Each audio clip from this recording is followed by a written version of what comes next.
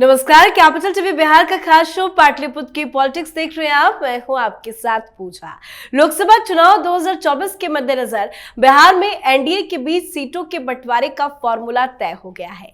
खबरों के मुताबिक इस फॉर्मूले को अंतिम रूप भी दे दिया गया है। इससे सभी पक्ष संतुष्ट भी हो गए हैं। इस फॉर्मूले के मुताबिक बीजेपी 17 सीटों पर चुनाव लड़ेगी। जेडीयू के खाते में 16 सीटें आई हैं। वहीं लोजपा के चिराग पासवान गुट को 5 सीट मिलने की खबर है। वहीं उपेंद्र कुशवाहा, जीतन राम मांझी की पार्टियों को एक एक सीट मिली है। और बड़ी खबर यह है कि चिराग पासवान के चाचा पशुपति पारस के लिए एनडीए ने अलग ही फॉर्मूला बना दिया है। एनडीए पशुपति पारस को राज्यसभा भेज सकता है, पर पशुपति पारस नाराज बताए जा रहे हैं। एनडीए से उनके अलग होने की भी खबर है। तो बिहार में एनडीए में सीट शेयरिंग का फॉर्मूला आपको बताएंगे। साथ ही सीट शेयरिंग को लेकर आरजेडी कांग्रेस में भी क्या पेच फंसा है, उसकी भी चर्चा करेंगे।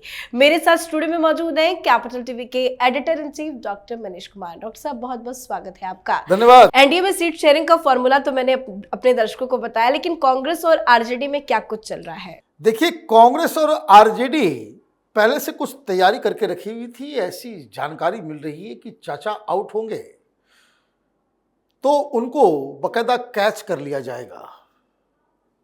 और बयान आ गया है, खबर भी आ रही है कि पशुपति पारस ने कह दिया है कि हमारे सारे ऑप्शंस जो हैं वो खुले हुए हैं। मतलब बातचीत शुरू हो गई है। एक बात कहना पड़ेगा, भारतीय जनता पार्टी और खास करके दिल्ली में जो लीडर्स हैं, जो बिहार को देखते हैं, समझते हैं और जो टॉप लीडर्स को जानकारियां देते हैं, भारतीय जनता पार्टी बिहार में हमेशा उसको मिसरीड कर लेती है। अभी 17 सीट भारतीय जनता पार्टी लड़ रही है। नीतीश कुमार के साथ अगर आप नहीं जाते, आप 30 पे लड़ रहे होते, ऑलमोस्ट डबल। इस 17 में एक आप निकाल के रख दीजिए, वो वीआईपी पार्टी के लिए है। नीतीश कुमार ने एक सीट इसलिए दिया है कि वो उधर, अब आप समझिए कि 40 सीटों में आप सिर्फ 17 जगह नजर आएंगे और ये हाहाकार मचेगा। मार्क माय वर्ड, बीजेपी वाले नीतीश कुमार को वोट नहीं करेंगे। बहुत नाराजगी है। हम लोग बिहार के चप्पे चप्पे में घूम रहे हैं और आपने अपने पैर में कुल्हाड़ी मार लिया कि भाई आपके 24 बच गए ना जी। 24 कंस्टिट्यूएंसी में भारतीय जनता पार्टी का कोई नाम लेने वाला नहीं बचेगा। यह सिर्फ इसलिए कि भाई मोदी मैं है, मोदी के नाम पे सबको लोग वोट करके आएंगे। भाई मोदी के नाम पे वोट करके आएंगे तो ठीक, आप जीत भी जाओगे, लेकिन उन 24 कंस्टिट्यूएंसी में भारतीय जनता पार्टी का वो लीडर जो तैयारी कर रहा था, वो कार्यकर्ता, वो केंद्रीय नेतृत्व के बारे में कुछ बोलेगा तो नहीं, लेकिन हम लोगों से अपने दर्द को बताता तो जरूर है। तो ये चुनाव जीतना कोई बड़ी बात नहीं। प्रधानमंत्री मोदी जाएंगे, चुनाव जीत जाओगे, कोई इशू नहीं है, लेकिन आप ब्लैकमेल हो जा रहे हो।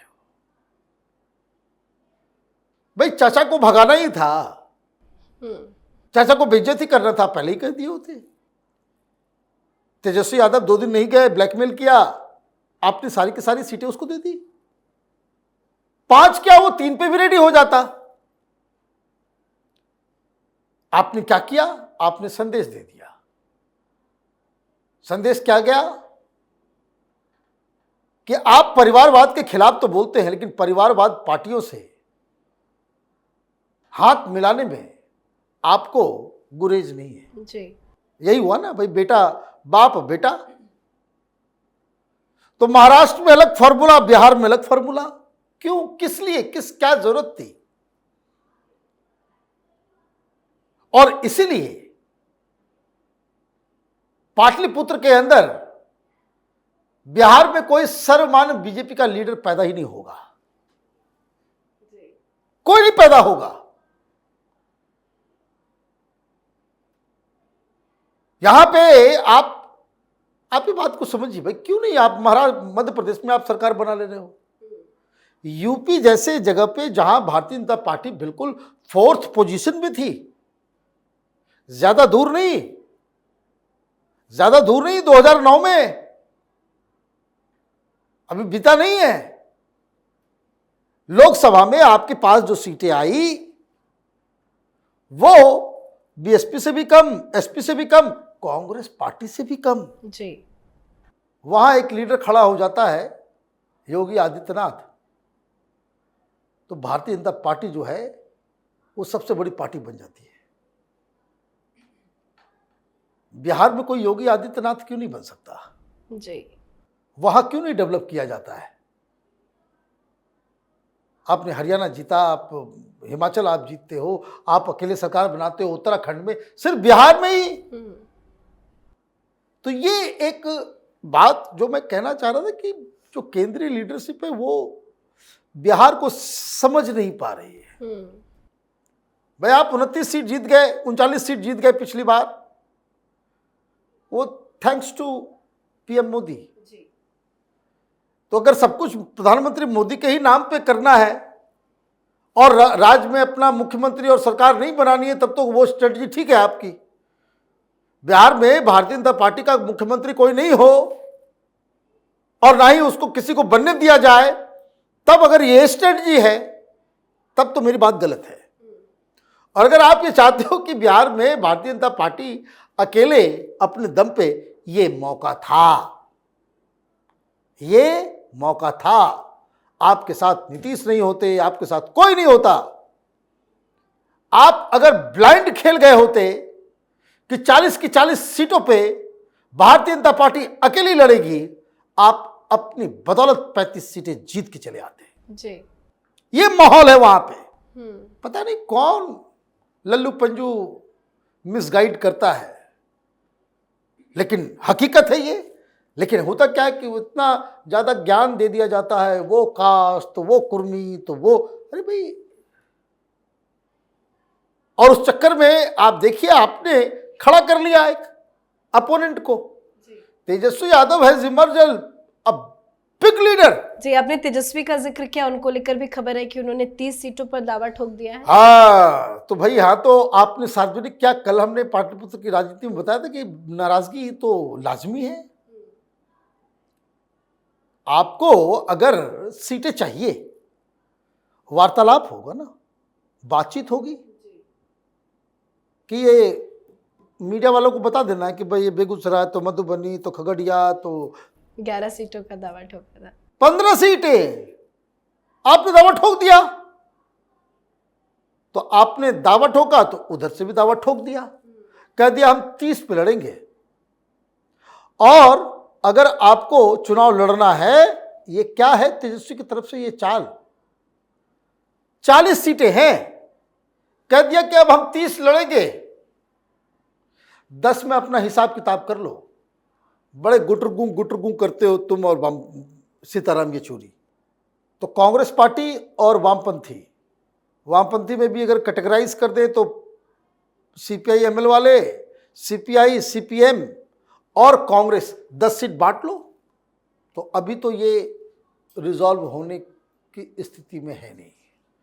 कारण ये है कि ये आरजेडी ये ब्लैकमेल तो नहीं बर्दाश्त करेगी। लालू यादव जब इस तरह के सिचुएशन होता था तो वो कहते थे कि हमरे बिल्ली हमरे से म्याऊं, हाँ, मेरी बिल्ली और मुझको ही गुर्रा रही है। वो दिल्ली में पत्रकारों को बकायदा लीक किया जा रहा है मीडिया में कि हमने चिट्ठी लिख दी है लालू यादव से, हम 15 सीटें लेंगे। तो वहां से भी जवाब आ गया। तो देखिए यहां पे बिहार की स्थिति क्या है। बिहार में जो कोई नया चेहरा उसकी जरूरत है। बिहार में नए तरीके से पॉलिटिक्स की आवश्यकता है। ये चुनाव तो आएगा चला जाएगा, लेकिन इसी के ऊपर आधार जो बनेगा वो बनेगा आगे आने वाले विधानसभा चुनाव की। आपको मैं बता दूं, बहुत ही क्लोज क्वार्टर्स में बता दूं, जी। भारतीय जनता पार्टी का जो वहां डिप्टी सीएम है, वो कुर्सी पे बैठ के भी उसको लग रहा है कि सीट के नीचे कांटा लगा हुआ है, चुभ रहा है, उसको चुभ रहा है। तो दिल्ली में अलग फैसला होता है, जमीन पे अलग चीजें होती है, और ये सारी चीजें इसलिए क्योंकि बहुत ज्यादा मैकेनाइज हो गया है सिस्टम। ये सब कुछ सर्वे वाले के पीछे पीछे, और यह लगता है कि भाजपा में जो दिल्ली में लीडर्स हैं बिहार को समझने के लिए, वो एक नया वेब सीरीज आया हुआ है महारानी, उसे देख करके आप स्ट्रेटजी बना रहे हो। ये मुझे लग रहा है कि Bharatiya Janata party has lost a very nice opportunity. वहाँ पे सबसे बड़ी पार्टी और सबसे दमखम वाली पार्टी भारतीय जनता पार्टी इस लोकसभा चुनाव के जरिए बन सकती थी, आराम से अकेले 30+ जा सकती थी। नीतीश कुमार को होता क्या है देखिए, इलेक्शन जो है वो गाड़ी की तरह है, 4 टायर होते हैं, एक में भी हवा कम है तो स्पीड जो है वो स्लो हो जाता है, गाड़ी को रोकना ही पड़ता है। और अगर एक टायर पंचर हो गया तो ऐसा नहीं कि 3 टायर के ऊपर गाड़ी चल जाएगी, फिर गाड़ी को रोकना ही पड़ेगा।